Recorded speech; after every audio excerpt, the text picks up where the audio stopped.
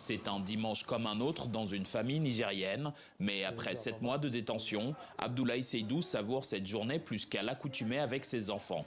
En dehors de ma famille directe, c'est-à-dire ma femme, mes 2 parents et mes frères de sang, personne n'avait accès au permis de communiquer pour aller me voir.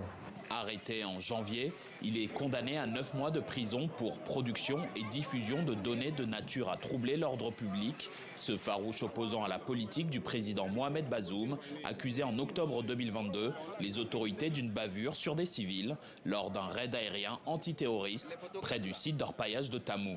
Je suis fière de mon mari, de tout ce qu'il est en train de faire. Le jour où il a pris la décision de faire le combat, je l'ai encouragé. Et je lui ai promis de le soutenir jusqu'à la fin, quel que soit ce qui va advenir. Outre le régime de Mohamed Bazoum, Abdoulaye Seydou fustige les autorités françaises. Au centre Thomas Sankara, et pour la première conférence de presse depuis sa libération, il livre un discours offensif devant ses militants. Nous sommes farouchement engagés contre la politique française telle qu'elle est menée. Nous n'accorderons pas une seconde, et ça, que le CNSP lui-même le met dans sa tête, une seconde aux forces françaises sur notre territoire à l'expiration de ces délais-là. Le 3 août dernier, les militaires au pouvoir ont dénoncé des accords sécuritaires avec la France. L'un d'entre eux arrive à terme ce week-end, bien que Paris ne reconnaisse pas cette décision. Et pour galvaniser les foules contre la présence française, Abdoulaye Seydou tient des meetings aux côtés des chefs de quartier. Aujourd'hui, on est gai, on est dans la joie pour répondre à ces manifestations-là.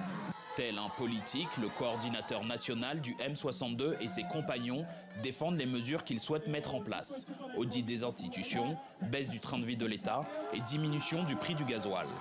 Nous serons dans un contexte véritable de pouvoir du peuple, par le peuple et pour le peuple, et non la démocratie des façades qu'on nous brandit. Même avec les la souveraineté du peuple est dévoyée, même avec les militaires au pouvoir. Suivez très bien nos discours. Nos discours, c'est de dire que nous sommes en phase avec la démarche actuelle des autorités parce qu'en réalité, elles ne font que s'aligner sur les points de lutte de notre mouvement. Après le coup d'État et avec les militaires comme alliés de circonstance, le mouvement M62 organise à partir de ce vendredi un sit-in étalé sur 3 jours, une manifestation pacifique pour réclamer le départ des troupes françaises du Niger.